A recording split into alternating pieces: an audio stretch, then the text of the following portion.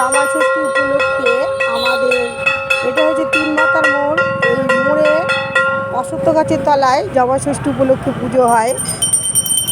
পাড়ার মেয়েরা বউরা এসে সব এখানে সকাল থেকে উপস্থিত হয়ে পুজো দেয়।